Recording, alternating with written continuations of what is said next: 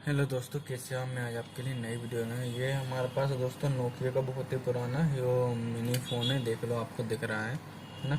ये जो है आशा, नोकिया आशा 502 डबल सिम इसका मॉडल है दोस्तों। इसका हमें जो है सॉकेट चेंज करना है, जो कि मैंने पहले ही खोल लिया है ताकि हमारा टाइम वेस्ट ना हो। ये मिडल और ये ढक्कन और ये बैटरी दोस्तों, है ना। तो ये यहाँ पे दोस्तों टच का पत्ता रहता है ना, जो मैं आपको बता देता हूँ। ये रहा टच का पत्ता और ये यहाँ डिस्प्ले का पत्ता रहता है, तो हम इसको भी निकाल लेते हैं। ठीक, तो ये रहा पीसीबी, छोटा सा पीसीबी है। यहाँ लगता है सॉकेट, जो भी डैमेज था है ना, पहले से ही निकल चुका है। तो यहाँ पे हमको चार्जिंग सॉकेट लगाना है। ठीक, उससे पहले दोस्तों हम क्या कहते हैं, थोड़ी इसकी सोल्डिंग कर लेते हैं, है ना। क्योंकि यहाँ पे जो प्रिंट दे के रखी हुई है, ये नीचे की प्रिंट भी निकल चुकी है इसमें से, है ना। तो इसलिए हमको इसको ईजिली थोड़ा सोल्डरिंग कर लेते ताकि जो मजबूती इसकी बनी रहे आगे भी, है ना। तो इसलिए हम इसको सोल्डरिंग कर लेते हैं पॉइंट पे, है ना। यहाँ पे सोल्डरिंग कर लेते हैं, है ना।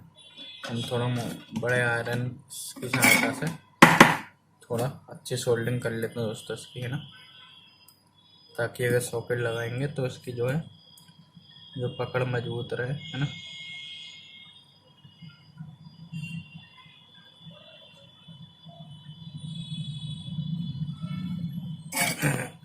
तो ये अब हम इसमें सॉकेट लगाएंगे, नया सॉकेट लगाएंगे दोस्तों, है ना। तो हम इसको में सॉकेट देख लेते हैं इसके हिसाब का कौन सा लगता है। दोस्तों ये रहा चार्जिंग सॉकेट, है ना, जो कि हम इसमें लगाएंगे, है ना। तो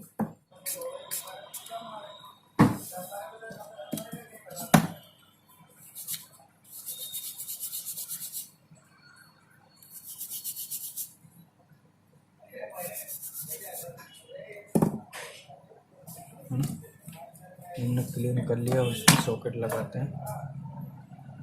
ये इसको इस प्रकार से रख लेना हमें, है ना। और सबसे पहले तो हम इसमें पेस्ट लगा देते हैं ना, ताकि जो पकड़ रहेगी मजबूती रहेगी, है ना। हम इसमें पेस्ट लगा देते हैं।